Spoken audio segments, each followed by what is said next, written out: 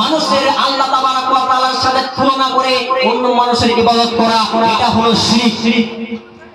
আল্লাহ তাবারক ওয়া তাআলা এই শিরক সম্পর্কে বলেছেন।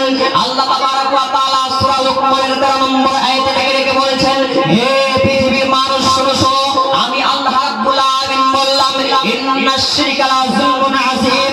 হে পৃথিবীর মানুষ শোনো, নিশ্চয়ই শিরক হলো পৃথিবীর মধ্যে সবথেকে বড় জুলুম, নিশ্চয়ই শিরক হলো পৃথিবীর মধ্যে সবথেকে বড় পাপ।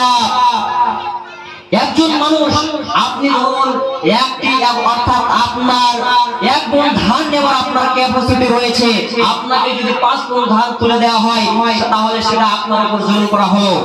ওরকম ভাবে আল্লাহ রাব্বুল আলামিন, ইবাদতের মালিক, সাজদার মালিক আল্লাহ সুবহানাহু ওয়া তাআলা, আমাদের সৃষ্টিকর্তা, আমরা যদি আল্লাহকে বাদ দিয়ে অন্য কোন মানুষের সামনে, অন্য কোন পীরের সামনে আমাদের মাথাকে নত করি, এটা হলো শিরক। এবং আল্লাহ তাবারক ওয়া তাআলা বলেছেন, পৃথিবীর মধ্যে সবথেকে বড় গুনাহ হলো শিরক, যেটাকে আল্লাহ সুবহানাহু ওয়া তাআলা কখনো মাফ করে না, কখনো ক্ষমা করে না।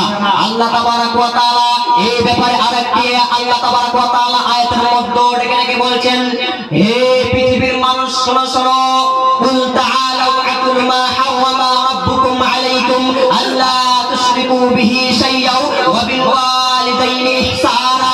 হে পৃথিবীর মানুষ শোনো, আমি আল্লাহ রাব্বুল আলামিন বলে দিয়েছি, হে নবী আপনি পৃথিবীর সমস্ত বান্দাদেরকে জানিয়ে দেন, তারা যদি জান্নাতে যেতে চায়, তারা যদি আমি আল্লাহর জান্নাতে যেতে চায়, তাহলে তারা যেন শিরকের মতো জুলুম, শিরকের মতো পাপ যেন তারা না করে, নয়তো তারা জান্নাত পাবে না। আল্লাহ বলেছেন তারা যেন শিরকের মতো গুনাহ না করে, যদি শিরকের মতো গুনাহ করলো তাহলে তারা জান্নাত যাবে না। এবং আল্লাহ রাব্বুল আলামিন বলেছেন, দ্বিতীয় নম্বরে বলেছেন, ওয়া বিল ওয়ালিদাইনি ইহসানা।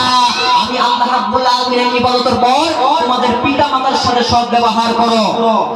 তোমার পিতা মাতার সাথে তোমরা কি সৎ ব্যবহার করো, কেননা তোমার মাতা তোমাকে এত কষ্ট করে পেটে গর্ভধারণ করেছিল এবং 2 বছর তোমাকে দুধ পান করিয়েছেন। এবং তোমরা আমার সাথে শিরক করবে না, এবং তোমরা তোমার পিতা মাতার সাথে যদি সৎ ব্যবহার করো তাহলে আমি আল্লাহ সুবহানাহু ওয়া তাআলা তোমাদেরকে জান্নাতে প্রবেশ করাবো। নয়তো তোমাদের উপর যদি এগুলি পাপ করে থাকো, আমি আল্লাহ রাব্বুল আলামিন তোমাদের উপর জাহান্নাম অর্থাৎ জান্নাতকে হারাম করে দিলাম, তোমাদের জন্য জাহান্নাম অপেক্ষা করে আছেন।